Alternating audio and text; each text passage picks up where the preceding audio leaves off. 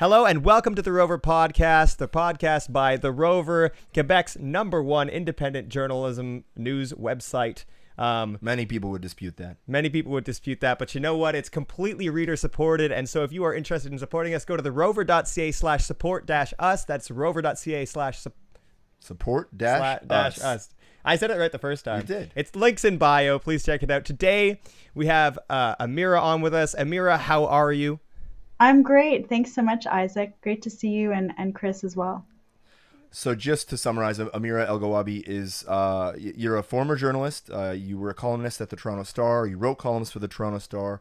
And now you have been appointed by Justin Trudeau to fight Islamophobia across Canada. Is that fairly summarized? That's it. The whole thing. Very small job, very easy, just straightforward. Yeah. Just end racism. Yeah. I mean, wouldn't that be nice? Yeah, it would be very nice. Well, we don't have a ton of time with Amira today, so we're just going to jump right into it. I would like to just quickly address something because I know that YouTube comments are going to get out of control so fast. Can we talk about the difference between being anti-Semitic and pro-Muslim? Well, the sort of like the way that we conflate anti-Semitism with opposition to the war or right. The occupation. Do you want to maybe unpack that for us? Well, I mean, I think what just has to be clear whenever we're talking about any form of racism or hate, that in a democracy, we want to have the freedom to criticize government policies, whatever government that is. Yeah. Criticizing the Canadian government does not make you un-Canadian. Criticizing the Saudi Arabian government does not make you Islamophobic, just as criticizing the government of Israel does not make you anti-Semitic. What we talk about when we're talking about hate, anti-Semitism, Islamophobia, anti-Black racism, etc., is when you are attacking a community, individuals, for their identities. You are stereotyping them, you are discriminating or creating barriers against their success and contributions to society. So that is the distinction. Yeah, that's a really good distinction. Chris, do you have anything to add to that? Well, I mean, I think that you have people who, in good faith, will see a chant or something at a protest, a pro-Palestinian rally that troubles them, and they'll have an honest reaction to it. And I don't think we should ever minimize people's feelings. It's important that we acknowledge that and that we hear them out and that we have that conversation.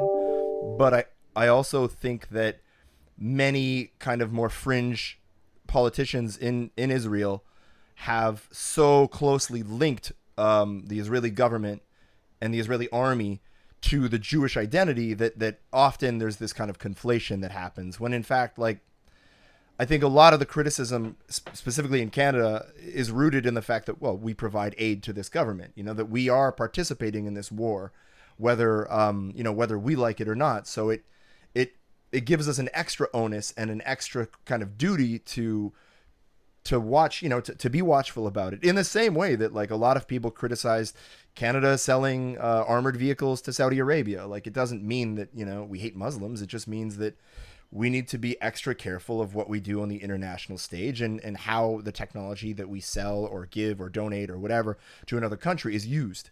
And anyways, that's how I'm unpacking that way right now. Thank you. Thank you, Chris. I appreciate that. Could you, Amira, I'm really interested in hearing, I think for a lot of our audience, myself included, maybe we don't have a full comprehension of why women who are Muslim wear hijabs. I was wondering if you would be able to explain that to us, and like whether it's a choice, like if it's like a part of the religion. Like, could you unpack it a little bit for us so we can have a greater understanding of why hijabs are worn? Yeah, no, absolutely. Isaac, thanks for that question. And before I get to it, just to say to Chris, the role that I was appointed at is to provide advice and guidance to the federal government on how its policies impact Muslim communities in Canada.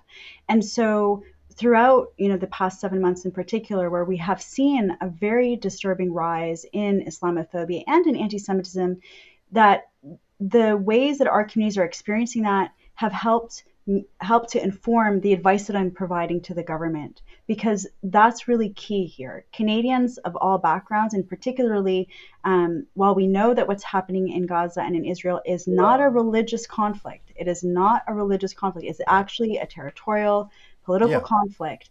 However, the way that it's manifesting in our communities is harming us. It's challenging what it means for our Canadian values of inclusion and equity. And so the advice that I'm trying to provide is to allow the government to understand how those policies are playing out, how they are impacting particularly Canadian Muslims of Palestinian descent. And so that the government needs to be mindful of all those various concerns of which you touched upon right there, Chris. So just wanted Yeah. to clear that up because That's really good yeah, clarification. because my role is, again, it's domestic in the sense Yeah. it's how are the policies impacting us here at home. I don't have that international mandate then to provide advice on how Muslims abroad are being also facing persecution, oppression, etc. So just for that clarity. And then to your point, Isaac, and your good question, I really appreciate it because part of the mandate as well is around raising awareness and providing education to counter the stereotypes and misinformation that exist about Muslim communities. And of course, I say the word communities very deliberately first because our communities are not a monolith. There is no, Of course. archetypal Muslim. There's such a diversity of views and practices within our communities. And when it comes to your question related to the hijab, when I'm wearing a headscarf, this is a choice. It should always be a choice, despite the fact that we do know in certain parts of the world there is coercion with wearing the hijab. And just as we would condemn the coercion, the forcing of anyone to be forced to wear the hijab, we also condemn the coercion to force anyone not to wear the hijab. That just as any other choice, personal choice, it has to be up to the individual to decide how, if they are practicing Muslims, how they want to show and display that. So for women, it is a very personal choice, and it is.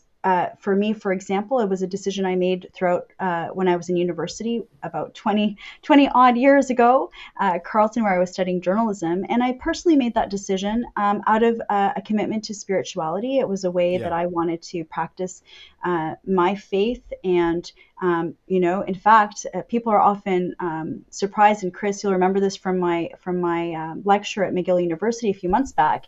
It was my father who was most worried about me wearing the hijab, contrary to this idea and this Yeah. stereotypical notion that Muslim men are telling their wives and daughters, cover up, don't do this, don't do that. On the contrary, my father worried about the discrimination I faced and tried to convince me not to wear it. Wow. But I had told him, you know what, for me, it's actually, it comes out of my feminist ideals that I want to be judged not for how I look, but how I present myself, how I treat others. And I want to step out of the beauty myth, for example. That was my personal decision. Wow. Ask Yeah. any Muslim women, and guaranteed you'll have different reasons. Oftentimes, it is also based on the fact that women who cover, they feel that it is part of their faith practice to do so. So that is a bit of a unpacking of that, and so it is really important that we have exactly these kinds of conversations, because a lot of times, if I could get, what is it, a nickel for every time someone tweets at me a video of some man somewhere, Muslim man mistreating a Muslim woman and saying, this is your religion, how do you explain this? I mean, it is so Islamophobic because unfortunately misogyny exists in every single culture and tradition and country in the world, and we should all be opposed to misogyny.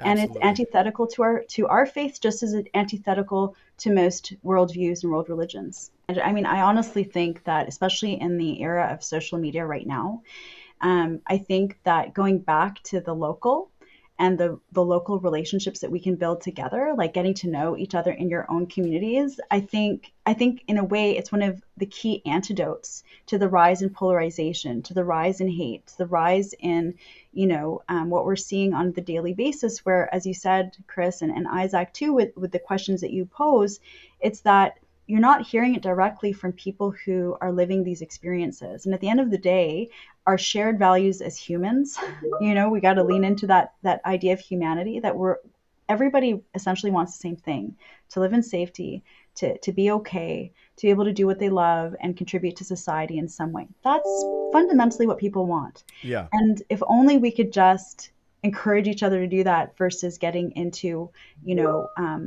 being pulled into hating and the in group and the out group and looking for scapegoats for why your life may not be going the way you want it. That's an old political trick of trying to divide community. And when community come together across shared values of what it means to be a member of Canadian society and a member of the human family, I think it goes a really long way in creating that environment that we want for ourselves and our families. When I heard you speak at McGill, you spoke about the sort of the two existences, or like the two eras of being Muslim in Canada. There's before 9/11 and there's after 9/11. And I feel like we're seeing some of that kind of post 9/11 intensity right now since October 7th, which was terrible, and I condemn it. And we all should. But I'm wondering if you could explain, what was it like growing? Your parents came from Egypt, right? That's right. Yeah.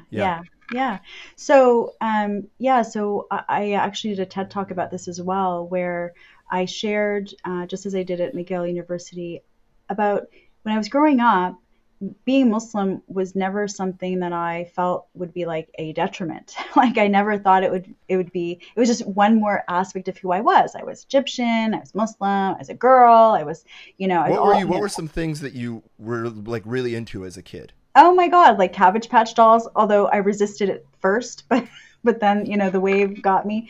Popples, like, Care Bears. I recently got a cheer Care Bear because I need it. I'm regressing a little, needing some childhood nostalgia to just get me through. That's so relatable. Get me through life. But yeah, like it was just such a, it was such a wonderful, I feel very privileged. I had a wonderful experience growing up here in Ottawa. I talk about, in elementary school, our school principal, saw that out of a student body, probably about 150 kids, there were like 5 Muslim kids. And so he said to us, we're in the 4th grade, do you want to do a presentation at a school assembly about Islam, And I was like, cool, right? Like, that's neat. And of course, I knew very little, but I was like, I'm going to become an expert here. And we did this cute presentation. And as I went through my education, I was often made to feel that the things that made all of us as young people different were things to share, things to celebrate, things to be able to feel positive about.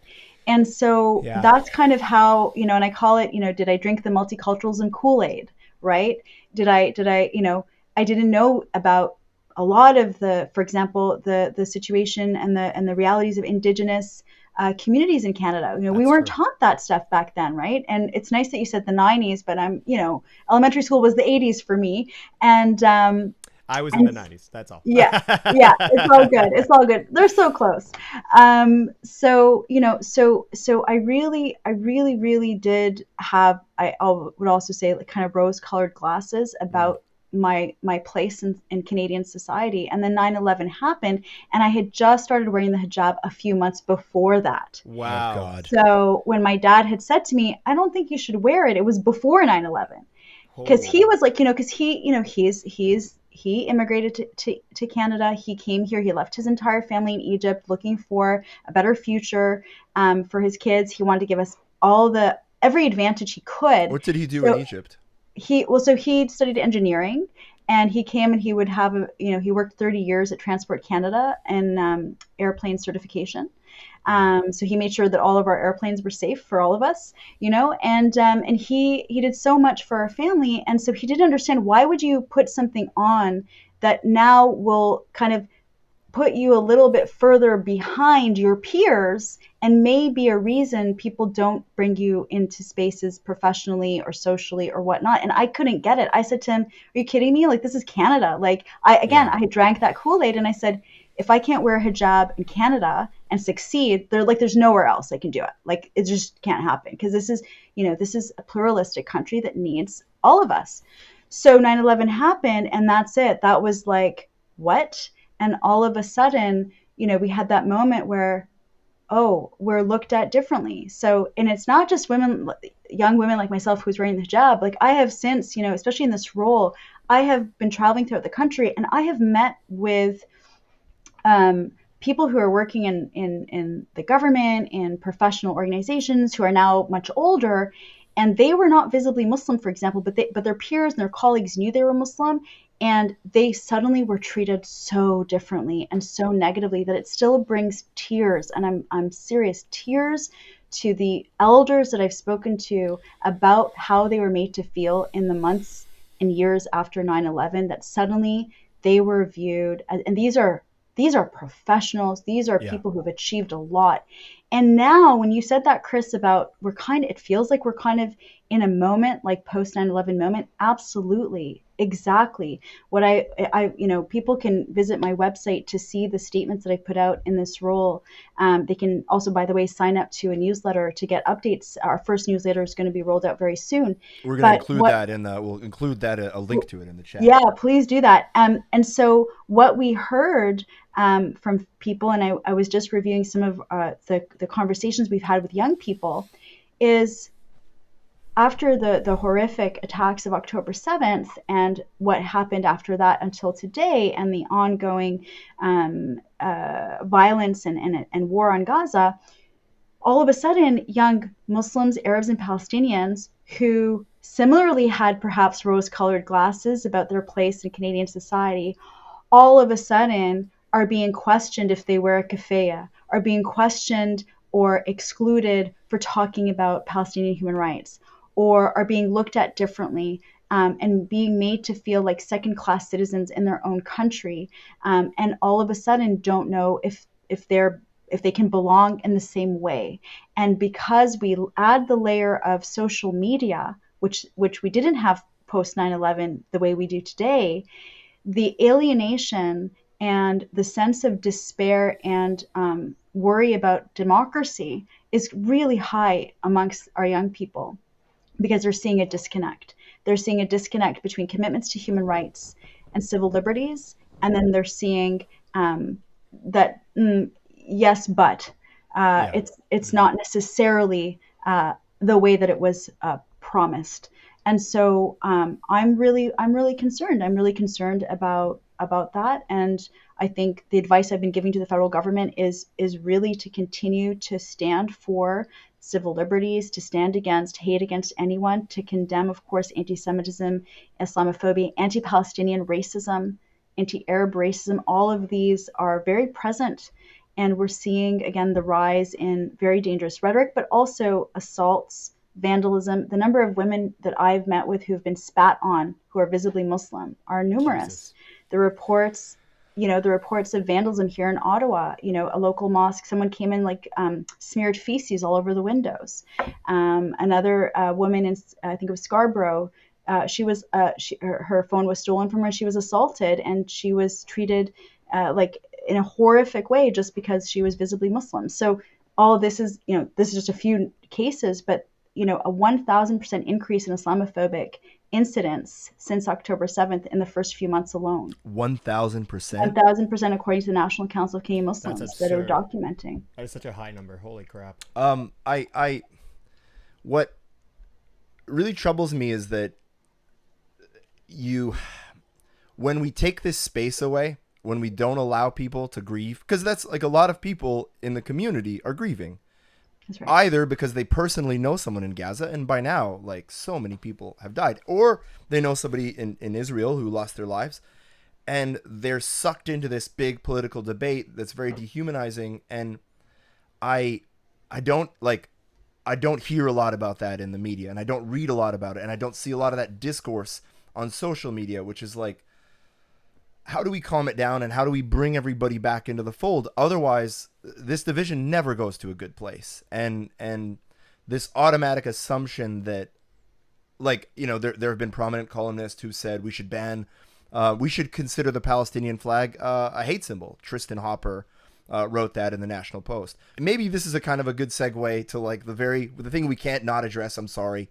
Your nomination was controversial in Quebec to the job you have now because of some comments that you made. Look, I mean, I think at the core, anyone who signs up for jobs like this, I applied for this position, and the reason I applied for it is because I really believe in Canadian values of inclusion, of equity. I think Canada despite all the work we need to do on reconciliation with our Indigenous, Métis, Inuit communities, I think, that's so fundamental also, by the way. Like, we need to do that reconciliation work because we need to ensure that the foundation of our country is based on something strong. And so, our experiences there have been a blight on our country's success, right? We all want, as I said, to live in inclusive communities. And so I signed up for this role because my track record speaks for itself. I have been unequivocal throughout my entire human rights and journalism career in condemning all forms of hate, all forms of racism. I have been an advocate for my communities. Why? Because anytime any community is treated less than, where there's second class citizenship, where everybody has these rights, but this group over here, they don't have those same rights. Why? Well, because it means something's wrong with this group, or they don't deserve to have the same rights as everyone else. That's dangerous to democracy. That is dangerous to all Canadians. That's harmful for the future we need for our country. So when I signed up for this role, I understood that some of my past advocacy, of course, is going to be viewed within a particular lens. And I was very clear. I apologized for how the remarks and the comments and my writings had been interpreted. And I actually explained that we always have to be mindful about how we articulate our human rights issues. And I will continue to call out discriminatory practices for our communities. Why? Because that strengthens Canada as a whole. It strengthens us. It speaks to the Charter of Rights and Freedoms. It speaks to the human rights codes of every province, which, by the way, Quebec was the first province to have a human rights code before even the Charter. So we really have an opportunity in Canada to demonstrate what it means to live in a pluralistic society where everyone can succeed. And so, will there be pushback to that? There are those who don't benefit from a unified society, who build upon division, who don't mind polarization, who don't really have the best interests of all Canadians at heart. And I think the collective, the majority, just as we saw after the Quebec City mosque attack, just after we saw after the London family attack, and all these, sadly, Canada has that distinction, a very dubious one, of having the highest number of deadly attacks against Muslims of any other G7 country. That's not what Canada should ever represent. That's not what I want young Muslim kids to think about when they think about Canada. I want our kids to think about what all other kids feel and should feel, that they're included, that they belong, that they can succeed, and they can help build a society that belongs to all of us, where we all can share in our mutual strengths. So regardless of gender identity, religion. Regardless of our identities, like, it's a place where we want to center our human rights together. And so it's a lot easier said than done. But again, this, why would I take the time out of a super, like, there's just so much going on, but I wanted to sit down with you, Chris, and I'm so happy to meet you, Isaac, as well, because the work that you are doing just in a podcast like this creates a space for the kinds of conversations we need so much more of. And it's something, by the way, that, my counterpart, Deborah Lyons, who's the special envoy on anti-Semitism and Holocaust remembrance, her and I met last summer and we had these conversations. We said, what do we want in these roles? Well, we want to demonstrate the strength and beauty of Canada as a place where we're going to learn from our mistakes and we're going to keep getting better, so that we're all collectively getting better and stronger. So it sounds kind of, like kumbaya. I get it. Yeah. It's not so easy, but we need to create these spaces, these conversations, and build our relationships. I don't want to put words in your mouth, but my understanding real quickly is that, you had, I think you had seen a tweet or a statement where Quebecers compared themselves to Indigenous people, and there was a conflation there. But you later sort of clarified it and said, look, I know that there has been extremely unfair treatment of Quebec within Canada. Sure. I know that French Canadians within Quebec were treated as second-class citizens for a long time. You've acknowledged this. I think a lot of people don't realize that. And I think often, a person cannot be summarized by one tweet or one statement. And if we don't have this ability to give each other grace and to sit down with people, especially people we don't agree with, then, what is this whole democracy thing about? I see a very casual form of racism and xenophobia emerging. The mayor of Hampstead just tweeted that there should no longer be no immigration from, or no refugees to come here from Gaza because their values don't align with ours. That scares me, because then we get into this, this whole thing of like, well, we don't want to be replaced by Muslims, and this scary far right European dialogue. That is why I'm here. Like, I'm here to hear that because I need it. I think we all need to hear these positive voices in our lives. So Chris and Isaac, like, thank you for being that for me right now and in this moment, and for your audience, for your listeners. I think you are doing a service to Canadians, because again, especially now, especially where people are getting their information and misinformation from all sorts of places. I hope people tune in to you and to the work you're doing at the Rover is phenomenal. It's great. And I know that I really appreciate it. And as we know, journalism, I feel like I'm always a journalist at heart. I love journalism. I believe it's in a disease. so You never much. lose it. Absolutely. It's such an important calling. And I'm so inspired by people like you both who are still in the trenches of journalism, because it is such an important aspect of what makes a democracy thrive and survive. So big thanks to you both. Thanks for giving me your time, and for your listeners and viewers Thank you, for their Amira. time too.